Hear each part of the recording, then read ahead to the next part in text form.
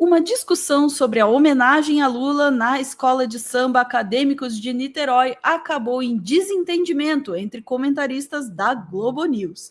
De um lado, Joel Pinheiro da Fonseca atacava o governo apontando supostos ganhos eleitorais de Lula. Do outro, Guedinho explicava como funciona a justiça eleitoral. Treta, vamos falar sobre isso com a nossa Sofia Labanca agora no Plantão do Meteoro. Bora!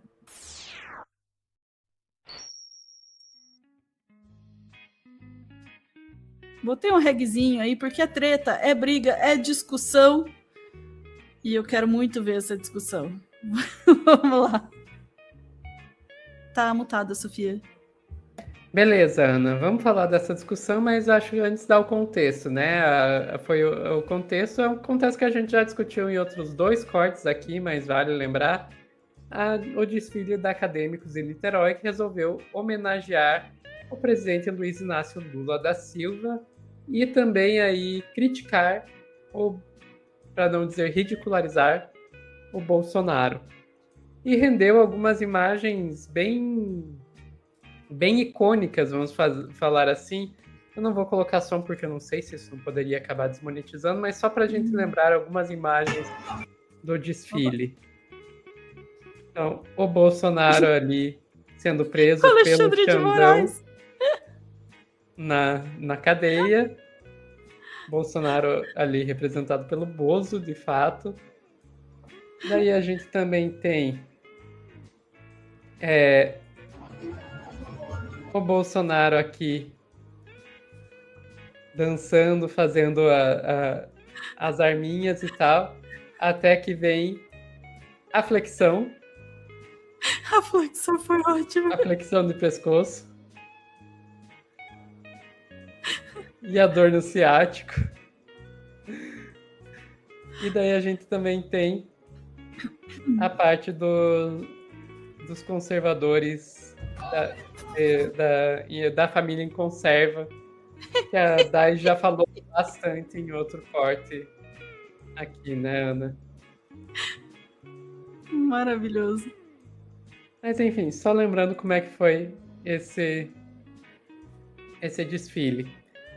Ana, eu diria que esse desfile foi o assunto mais comentado desse carnaval, né? Uhum. Por mais que tenha sido rebaixada Acadêmicos em Niterói, e vamos convencer, mas eles já sabiam que seriam rebaixados, foi o assunto mais comentado por ser uma homenagem ao presidente Lula. E isso, obviamente, foi comentado também pela mídia hegemônica. Uhum. E daí vamos lá para Globo News ouvir, desculpa a gente sujeitar vocês a isso, mas ouvir aí o comentário do Joel Pinheiro da Fonseca, mais conhecido como vendedor de órgãos. Ao contrário. Eu acho importante ressaltar aqui também do ponto de vista cultural, sabe? Por acaso é positivo, é bonito para a nossa cultura ver o carnaval feito, como a gente sabe, com dinheiro público, exaltando a figura do líder máximo do país de uma maneira bajulatória em ano eleitoral, e ainda satirizando a sua oposição. Não é uma coisa muito positiva, sabe? A intenção disso era ajudar? Evidentemente que sim, isso eu acho que não cabe a menor dúvida. Agora, se isso entra ou não nos requisitos formais da nossa lei eleitoral, aí é outra discussão. E só para terminar, tem um efeito indireto esse desfile, que é, no dia de hoje, depois da primeira noite aí do desfile das escolas do Rio, está todo mundo falando sobre ele. Até mesmo quem nem é ligado em carnaval, até quem nunca nem assiste carnaval, está falando, está discutindo o desfile da Acadêmicos de Niterói. E isso, por si só, esse domínio total da pauta, isso já é um ganho inequívoco em termos de comunicação. Ô, Joel, a lei... Tá, antes da gente ouvir o comentário do Guedes, só desculpa, mas eu tenho que falar. Eu já discordo do Joel em 500 pontos aí. Uhum. Um ganho inequívoco em comunicação. Não acho que isso seja verdade. Eu não vi esse ganho de comunicação todo o governo, não. Eu acho que talvez tenha sido até negativo para o governo. A gente ainda tem que avaliar, mas eu diria que talvez tenha sido até negativo. Agora, a questão legal disso, daí eu vou deixar para o Guedinho falar. Diz que campanha antecipada é pedir explicitamente voto. né? Votem no candidato. Menção à pretensa candidatura. Fulano é candidato. E exaltação das qualidades pessoais dos pré-candidatos. Aí tem o samba enredo, é uma exaltação. É uma exaltação. Mas aí está aquele ponto, Joel. Precisa saber se houve ingerência do pré-candidato na escolha desse samba enredo para exaltá-lo. Por isso que eu falei que os advogados vão atrás do dinheiro. É um caminho. E, Joel, não é além do formalismo da lei, como você citou, essa jurisprudência tem mudado. A legislação eleitoral ela não é muito engessada. Ela vai mudando. Então, em 2006, o Serra era candidato ao governo do Estado e deu uma entrevista para uma rádio. Aí, no meio da entrevista, ele falou, realmente, isso aí... Falou uma proposta. E aí o Ministério Público foi em cima. Não, campanha antecipada. Os outros candidatos, ele deu uma entrevista, os outros candidatos devem também dar uma entrevista. Então, no início dos anos 2000, a Justiça Eleitoral ia para um engessamento até, nos dias atuais, a tendência é a descriminalização da campanha antecipada. O Joel citou as palavras mágicas, e as palavras mágicas eles colocaram ali na jurisprudência, dizendo, eu vou fazer vote em mim, que são algumas palavrinhas que não podem ter. Então, o momento hoje... Pedido de voto ou promessa?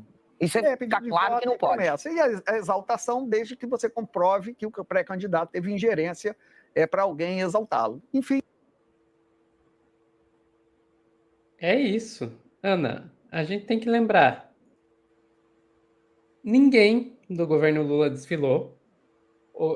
Tinha o papo aí de que a Janja ia desfilar, no final dos contos não desfilou. Foi proibido os ministros de desfilarem, então ninguém do governo desfilou. O Lula assistiu sim o desfile, como assistiu todo o desfile. Assistiu todas. O Lula tirou foto com ele sim, assim como tirou foto com as outras escolas. Ele, inclusive, cuidou até nos mínimos detalhes de que ele estava com o chapéuzinho. Ele trocava o chapéu para estar sempre com a fita da cor da escola com quem ele estava tirando foto. Uhum. Até esse detalhe foi observado.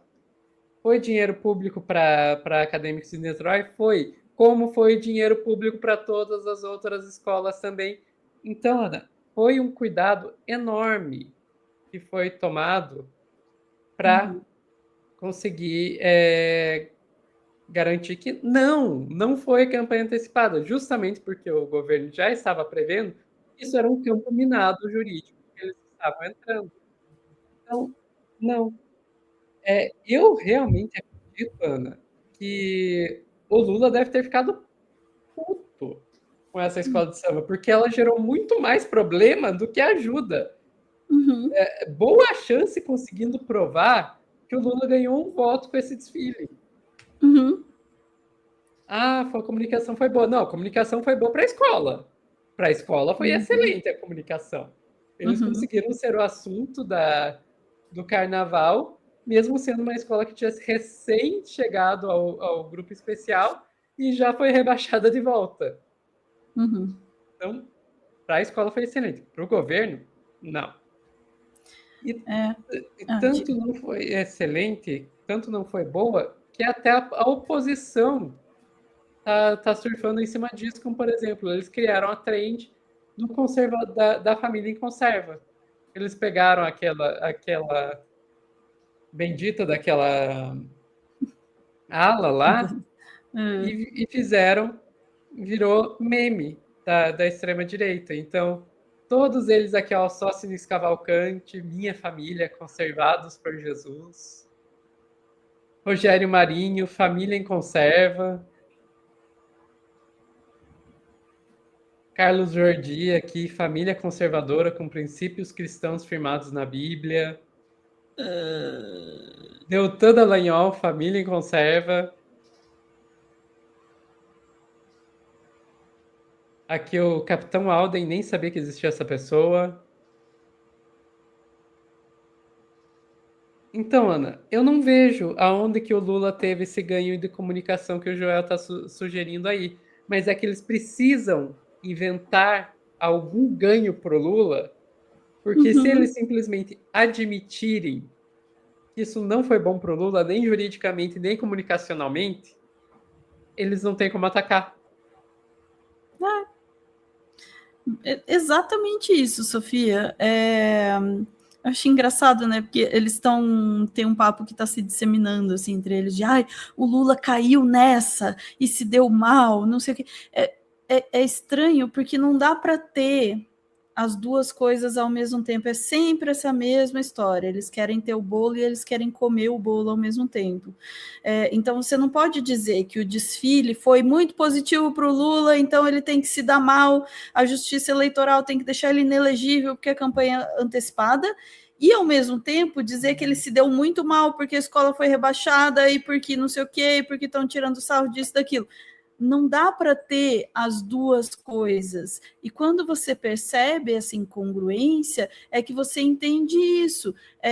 Tem aspectos positivos para o Lula no desfile, tem aspectos negativos. E sabe por que é assim? Porque o Lula não tem controle sobre aquilo. Isso não é uma ação de campanha do Lula, não é uma ação do governo Lula. É um desfile de uma escola de samba, que não tem nada a ver com o Lula, com o PT, e está lá fazendo o seu desfile que vai ter aspectos positivos e negativos como consequência para o governo Lula, entende? Então dizer assim, o Lula caiu, o Lula se deu mal, não sei... Ele não fez nada, entende? Achei muito interessante, como você bem apontou, Sofia, a comunicação e a assessoria do Lula foram, eu achei realmente muito precisos na forma de lidar também com isso. Se ele não, muita gente fala, ele não deveria ter ido, tá? Eu acho que se ele não fosse também poderia ser visto como negativo, né? A questão havia uma homenagem a ele ali, a sua história, poderia ser negativamente visto também se ele simplesmente ignorasse, e aí, em indo, tomou as precauções necessárias para dizer, olha, estou aqui, né, para assistir a todos os desfiles de forma, assim, precisamente igualitária, né? E aí, o que sobra para o bolsonarismo? Ficar aí, o Lula se deu mal porque a escola caiu, não tem nada a ver com Lula, reclamar que houve intolerância religiosa nas latas de família conservadora, que não faz o menor sentido, e dizer que teve dinheiro até o Joel, você veja como ele joga isso, né? É uma argumentação, desculpa, Joel, mas meio covarde essa, de uma festa feita com dinheiro público, dá a impressão de você estar dizendo que o governo botou dinheiro naquele desfile. O governo não botou dinheiro naquele desfile, o governo patrocina o carnaval. Todos os anos tem um incentivo do governo para todas as escolas de samba, né? Então dizer assim, que é uma festa feita com dinheiro público e está homenageando Lula, levar as pessoas a uma conclusão errada. Você pode discutir de fato, como a Sofia bem fez aqui, dizer, olha, será que esse desfile foi positivo para a imagem do Lula ou não, afinal de contas? E eu concordo também que tem aspectos ali que não podem não ser positivos. Aliás, só ter que ficar lidando com essa coisa, né, com essas ações agora, e eles vão ter que ficar, né, criando essa narrativa toda, de um lado dizendo que ele se beneficiou do desfile, de outro querendo dizer que ele se deu mal porque a escola caiu, né, essa coisa sem congruência, e é uma narrativa aí para eles ficarem explorando, né? Eu acho que até a beira da eleição vai ter esse tipo de coisa, ação no TSE, principalmente, né? Porque vem aí uma presidência do TSE que a gente já sabe, né? Então, acho que até a beira ali eles vão querer ficar usando isso contra o Lula. Então, assim, dizer que ele se beneficiou é completamente descolado da realidade, eu acho. Talvez ele, Lula, pessoalmente, sim, se beneficiou, porque deve ser muito legal você ser homenageado em vida e ver a sua história contada. Eu ficaria orgulhosíssima, e ele tem toda a razão de ficar também. Mas como político e como campanha, não acho mesmo que tenha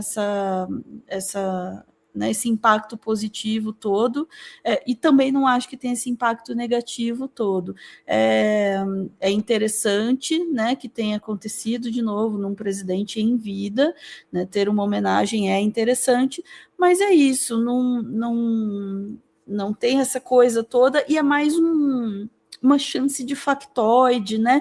Uma chance de esperneio, de criação de narrativa para a extrema-direita brasileira, que vai fazer o que eles fazem, distorcer, recortar um pedacinho aqui, um pedacinho ali, fingir que não entendeu aquilo outro, soltar uma informação assim, meio mal soltada, que é para ver se cola uma interpretação.